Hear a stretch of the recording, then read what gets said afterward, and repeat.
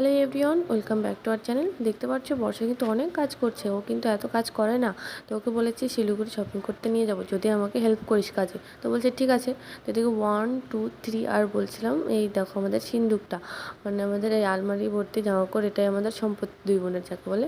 তো দেখো ও কাজ করতে করতে কিন্তু খিদা পেয়ে গেছে, তো খেয়ে নিচ্ছিলো। আমরাও খেয়েছি, সকালবেলা হালকা কিছু খেয়েছিলাম, তার জন্য দুপুরে সবাই ভাত খেয়ে নিয়েছি। তো এদিকে দেখো আমার ভাইকে স্নান করাচ্ছিলাম জোর জবরদস্তি, মানে বলছে স্নান করবো না। তা আমি বলছি আজকে তোকে দুইজনে ধরে এমনভাবে স্নান করাবো, মানে বছরখানেক স্নান না করলেও হবে। তো এদিকে দেখো ওকে স্নান করানো হয়ে গেছে, কিন্তু ও দৌড় দিয়ে চলে গেছিলো। তো পরে ও স্নান করে নিয়েছে। তো এদিকে দেখো আমি আস্তে আস্তে করে একা একা ভাজিয়ে নিচ্ছি জামাকাপড়গুলো সব। তো একদিনে তো সব পারবো না, তার জন্য বাক্সেরটা বাদ দিয়ে আর কি আলমারিটা শুধু বের করেছি।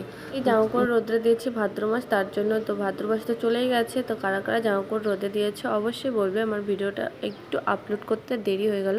তো চলো মিনি ব্লগটা কেমন লাগলো অবশ্যই কিন্তু জানাবে।